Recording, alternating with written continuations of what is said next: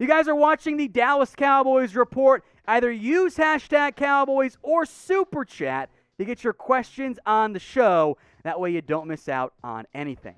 All right, from Juan, how do you think Jarwin will do after coming back from his injury?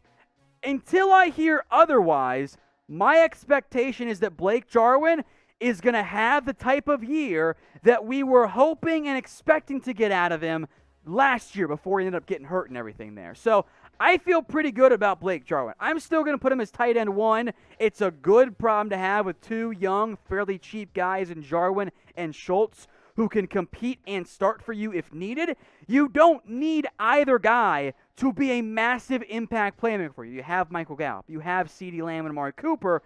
Those are going to be your bulk targets there. But Jarwin offers some good seam stretching ability. I hope he gets used in that role in 2021. From Dwayne Jackson, with all the injuries last year, if you get the rating of McCarthy's hot seat, what would it be? As mentioned, it's like a 2, I think, from the Cowboys perspective. Maybe a 3 or 4 for me. Or is Dan Quinn primed to be the next head coach if McCarthy is fired? It seems that Jerry Jones likes him. If McCarthy gets fired, it's probably because the defense was bad again. And in reality, I don't think Dan Quinn is the next head coach of the Cowboys. I don't think he's that good of a candidate. If there is an internal candidate on this coaching staff, you know who it's going to be, right? It's Kellen Moore. That's the one who gets the nod before Dan Quinn does. From Colin Loftus, will the Cowboys be good this year? Or no, I'm trying to have my hope ultimately dashed to watch my heart get ripped out of my chest. They should be decent enough. It's a bad division. This is not like they're playing in the AFC West. This is a bad football division. I think they can get to double-digit wins in 2021. From LOL, do you get crushed by Washington again this year? If Dak's healthy, no. The reason you got crushed by Washington is because your offense could not move the football, and your defense didn't play that well either. I believe that if Dak Prescott is healthy last year, you might even win one of those games. So I don't think you get blown out by Washington with Ryan Fitzpatrick at the helm in 2021. Now, we do have some NFC East odds for you guys from our friends over at BetUS. The Cowboys, folks, are the betting favorite, plus 110. Washington is second, plus 225.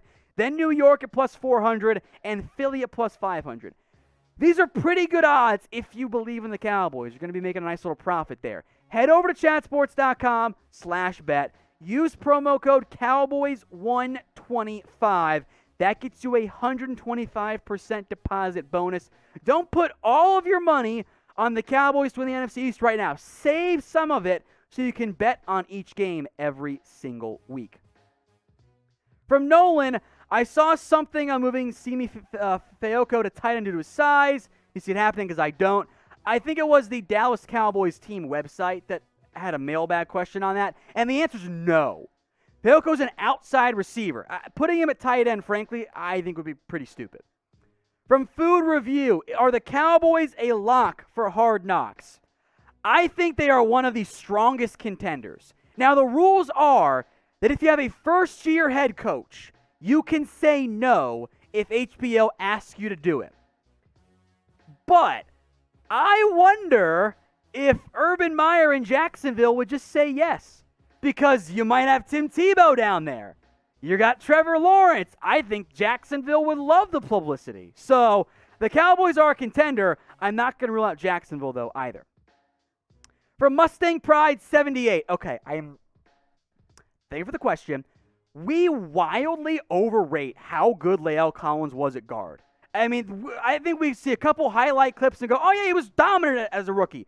No, he wasn't. Guys, he wasn't even starting full time. Like, La'el Collins' best year came at right tackle in 2019.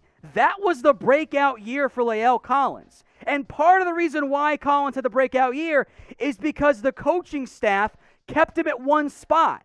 I remember back entering the 2019 season when I was like, hey, you got to get some stability for La'el Collins. Moving back and forth is what broke Chaz Green. Keep him at right tackle. That's where he's played his best football. It's not at guard. It's at tackle. You are fine at left guard right now, at least for the short term, with Seal having 1 year left on his contract. You don't need a new right tackle. Might need a new left guard down the road, but keep Collins at right tackle. That's where he's played his best football anyway. From here, it's King J. Is there still smoke for either a J.C. Jackson or Stephon Gilmore in a trade? Fingers crossed. Probably not is my answer on that one. I think the Patriots end up keeping both of those players. I think in the end, I can't rule it out altogether, but the Cowboys, like I mentioned with Richard Sherman on previous videos here, they have invested 2 top 100 picks in corners with Trevon Diggs, Anthony Brown, Jordan Lewis also on the team. There's a numbers game that doesn't really add up for me. From Leo Paul, is Mike McCarthy on the hot seat? So I think internally, the answer is no.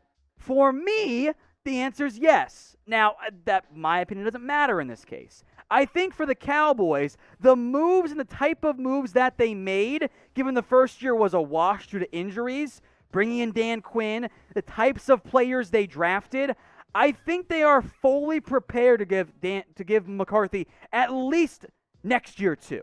Like, I don't think they're viewing this as a must-win season for Mike McCarthy, given the defense is kind of rebuilding and, they're trying to set things up properly with the offense and build things correctly. I don't think it's that hot. But if everyone's healthy and the Cowboys are bad again, I got concerns then. And I would be leading the let's fire Mike McCarthy and go get somebody young trained. So I want you guys to get your votes in. And this is what you guys think it should be, not what the Cowboys are thinking. How hot do you think Mike McCarthy's seat is right now? Rate it for me on a scale of 1 to 10. 1 being ice cold, 10 is you think he's secretly already been fired. Get your votes in the comment section. Corey, better season, Cowboys or Raiders and Thanksgiving? I mean, come on. Give me the Cowboys for both. Like, let's not be crazy here. I got Cowboys winning that game, and I think they'll have a better season as well because they play in a much easier division, too.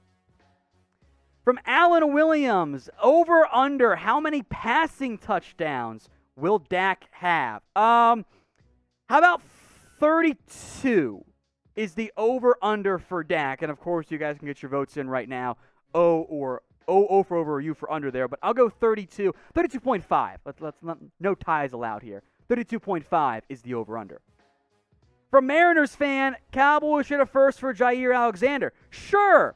Packers tell you to go to hell. Like, they're not moving on from one of the best young corners in the NFL. So I love the idea. If this is Madden, let's ride.